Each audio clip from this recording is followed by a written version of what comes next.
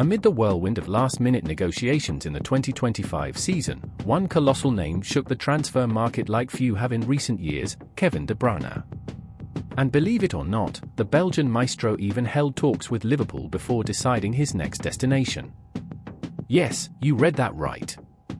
The legendary number 17 of Manchester City came just a step, or rather, a conversation, away from joining Arne Slot's team. But how did it all begin? Why couldn't Liverpool convince him? And what made the superstar choose Italy over Anfield, or even the millions offered by Saudi Arabia? You'll find out all that and more right now. But before we dive in, don't forget to subscribe to the channel so you never miss daily updates like this one. In his final months wearing the City shirt, De Bruyne knew one thing: the glorious story that began back in 2015 was reaching its final chapter. According to respected journalist Sam Lee of The Athletic, City's board had already made the decision not to renew his contract, which officially expired on the 30th of June, 2025. The reason? The midfielder's recurring injuries. At 33, though still brilliant, De Bruyne was spending more time in the physio room than on the pitch. The star tried to end his City tenure memorably, helping Pep Guardiola's side lift the FA Cup. But fate had other plans. A shock 1-0 defeat to Crystal Palace, with Eberechi scoring the winner at Wembley, ended that dream abruptly. And then, just as his City era was closing, an old feeling sparked back to life in De Bruyne.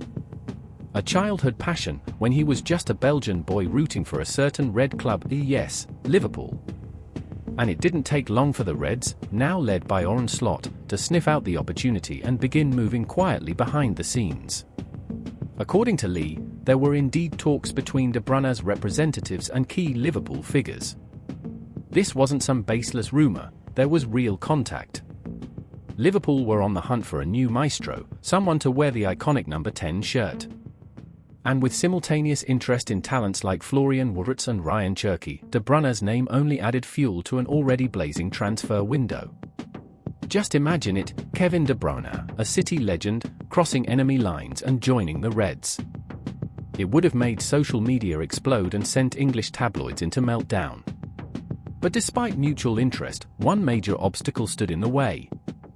Yes, De Bruyne liked the idea. There was an emotional connection to Liverpool, and a new era was taking shape under Slot, one that valued creativity and technical brilliance. But there was also weight. A shadow. A past. How would he deal with the City fans' fury? Could he face the label of traitor? In the end, he made a pragmatic and ambitious decision.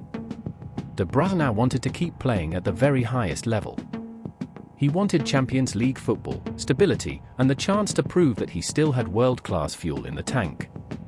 That's when another club came in swinging: Napoli. Napoli, the reigning Serie A champions, were going all in to defend their crown.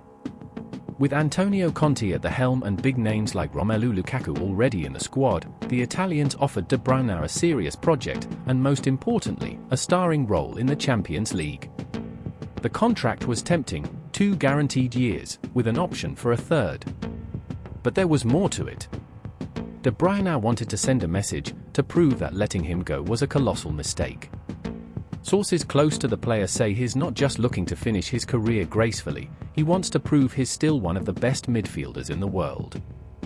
But Napoli weren't the only ones chasing his signature. The queue was long, and filled with giants. Juventus opened talks but ran into financial roadblocks. Galatasaray expressed interest but never tabled a serious offer.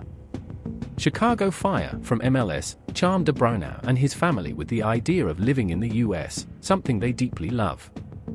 It sparked weeks of deliberation between MLS and Napoli. Even Messi's Inter Miami tried their luck. They offered astronomical wages, legend status, everything a veteran player could want. But reality struck: the team had no available designated player slots, and the hope that Busquets might return to Spain never materialized.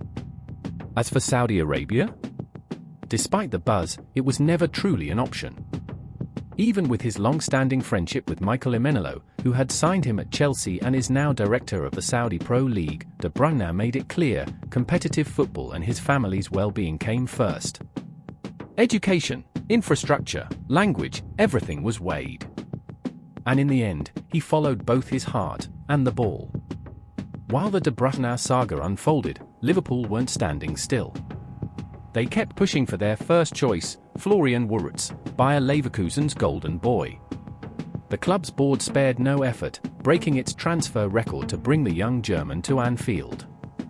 Meanwhile, Ryan Cherki ended up replacing De Bruyne, quite literally, at Manchester City. In other words, all three names were part of a dizzying transfer triangle. Now, Kevin De Bruyne is preparing to wear Napoli blue, joining former Premier League faces like Lukaku, Scott McTominay, and Billy Gilmour. Expectations are sky high. Napoli's passionate fans are hopeful the Belgian will be the missing piece to stay on top in Serie A and push deep into Europe.